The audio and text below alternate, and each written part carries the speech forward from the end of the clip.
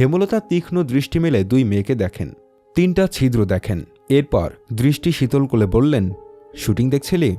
পদ্মজা বাধ্যের মতো মাথা জাগাল। হেমলতার রাগ হল না। তিনি চৌকিতে বসে প্রশ্ন ছুড়লেন, ছিদ্রের বুদ্ধি পূর্ণার? প্রশ্নটা শুনে পূর্ণার গলা শুকিয়ে আসলো। এক ফোঁটা পানি দরকার, নয়তো দম বেরিয়ে যাবে। পদ্মজা চৌকিতে চোখ তুলে তাকালো। অসহায় কণ্ঠে বলল, আম্মা, আর হবে না। পূর্ণাকে কিছু বলো না, ওর দোষ নাই। আমি। হেমলতা পদ্মজাকে কথা শেষ করতে দিলেন না। প্রেমাকে ডেকে জিজ্ঞাসা করলেন, প্রেমা, তোর আব্বা কই? উঠানে, গিয়ে বল আমি ডাকছি। প্রেমা ছুটে গেল, আবার ছুটে আসলো। হেমলতা বারান্দা পার হয়ে চুলার দিকে এগোলেন। তখন মোর্শেদ আসলেন। কি হয়েছে, ডাকো ক্যারে? লাহারি ঘরে একটা জানালা করে দাও, মেয়েদের চৌকির পাশে। কাঠ আছে মুরগির খোপের কাছে। কি জন্যে? আমি চাইছি তাই, না পারলে বলো অন্য কাউকে ডাকবো। তেরা কথা কস কেন? তেরা কথা কন ছাড়। আমার তোমার সাথে ভালো করে কথা বলতে ভালো লাগে না। লাগবো ক্যারে? তোমার তো আমারে পছন্দ না। তোমার পছন্দ বিলাই চোখা বেডা ছাড়া রে। অহেতুক কথা কম বলো। মাসের পর মাস কোথায় থাকো তা আমার অজানা নয়। রোগে ধরলেই লতার কথা মনে পড়ে। মোর্শেদ মিনিটখানিক রাগ নিয়ে তাকিয়ে থাকলেন। মোর্শেদ ঘণ্টাখানিক সময় নিয়ে 2 ফুট উচ্চতার জানালা করলেন। পদ্মজা, পূর্ণা হতবাক, সেই সাথে খুশি। হেমলতা ছোট পর্দা টানিয়ে দেন। রুম থেকে বাহিরে দেখা যায়, কিন্তু জানালার ওপাশে কে আছে বাহির থেকে দেখা যায় না। সন্ধ্যা মুহূর্তে শুটিং শুরু হয়। পদ্মজা, পূর্ণা, প্রেমা চৌকিতে বসল চিরা নিয়ে। যাদের চোখে মুখে খুশির ঝিলিক। হেমলতা তা দেখে মৃদু হাসলেন। বড় মেয়ে দুটো কখনো মুখ ফুটে সগাল্লাদের কথা বলে না। না বলা সত্ত্বেও অনেকবার 2 বোনের ইচ্ছা পূরণ করেছেন তিনি। আর কিছু ইচ্ছে বুঝতে পারলেও পূরণের সামর্থ্য হয়নি হেমলতার। হেমলতা ঘরের বাইরে যেতেই পূর্ণা বলল, আমাদের মায়ের মতো সেরা মা আর কেউ না, তাই না আপা? মায়ের মতো কেউ হয় না, সবার কাছে সবার মা সেরা। আমাদের মা আমাদের কাছে সেরা, লাবণ্যর মা লাবণ্য আর ওর ভাইয়ের কাছে সেরা, মনির মা মনির কাছে সেরা। ওরা বলেছে? বোকা, এসব বলতে হয় না। না, আমাদের আম্মাই সবচেয়ে ভালো মা, এমন মা আর একটাও নেই। হেমলতার কানে প্রতিটি কথা আসে। পূর্ণা সবার অনুভূতি অনুভব করতে জানে না, পদ্মজা জানে। আমাদের আম্মা সত্যিই সেরা, আলাদা।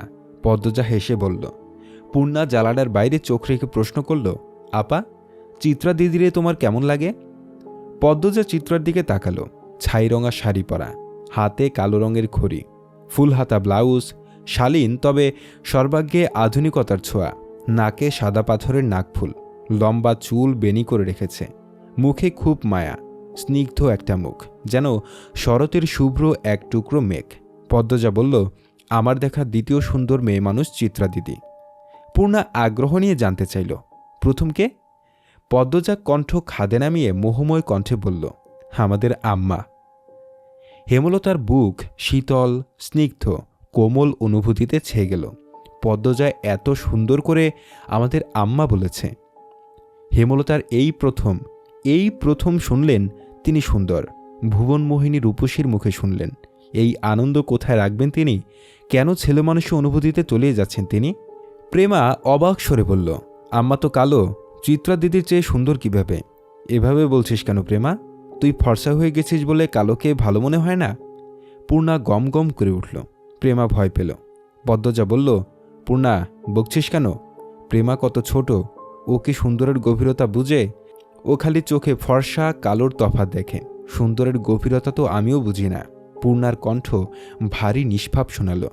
পদ্মজা এদিক ওদিক তাকিয়ে দেখল হেমলতার উপস্থিতি।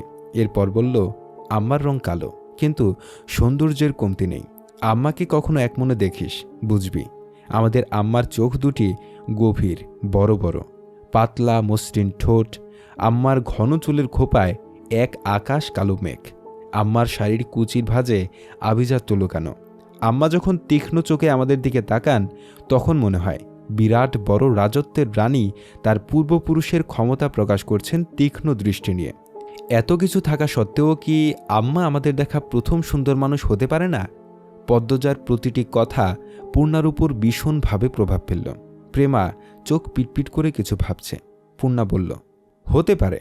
কাল থেকে আমি আম্মাকে দেখব মন দিয়ে। আমিও। প্রেমা পূর্ণার দলে ঢুকল। হেমলতার চোখ বেয়ে দুফোঁটা জল গড়িয়ে পড়ল। এই কালো রঙের জন্য ছোট থেকে সমাজে তুচ্ছ তাচ্ছিল্য হয়ে এসেছেন। কত লুকিয়ে কাদা হয়েছে, কত করে চাওয়া হয়েছে কেউ সুন্দর বলুক, কিন্তু সেই কপাল কখনো হয়নি। আর আজ এই বয়সে এসে শুনলেন তিনি কুৎসিত নন, তার মাঝেও সৌন্দর্য আছে। জন্মদাত্রী মা কালো রঙের জন্য গরম চামচ দিয়ে পোড়া দাগ করেছিলেন ঘাড়ে, আর গর্ভের সন্তান আজ সেই অনুচিত কাজের জবাব দিল।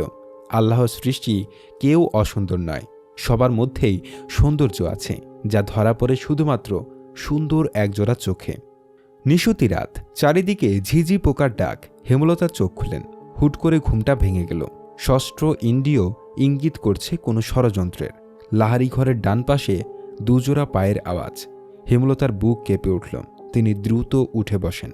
দুই চৌকির মাঝের পর্দা সরিয়ে দেখেন পদ্মজার অবস্থান। পদ্মজাকে ঘুমাতে দেখে আটকে যাওয়ার নিঃশ্বাস ছাড়েন। পায়ের আওয়াজ একদম পাশে শোনা যাচ্ছে। হেমলতা তীক্ষ্ণ দৃষ্টি দিয়ে ডান পাশে তাকান। গাঢ় অন্ধকার ছাড়া কিছু দেখা যাচ্ছে না, তবু তিনি তাকিয়ে আছেন। দৃষ্টি দেখে মনে হচ্ছে অদৃশ্য গোপন শত্রুকে তিনি দেখতে পাচ্ছেন। কে ওখানে? হেমলতার জাহাজানু কণ্ঠে পায়ের আওয়াজ থেমে গেল। সেকেন্ড কয়েক পর দুইজোড়া পা যেন ছুটে পালালো।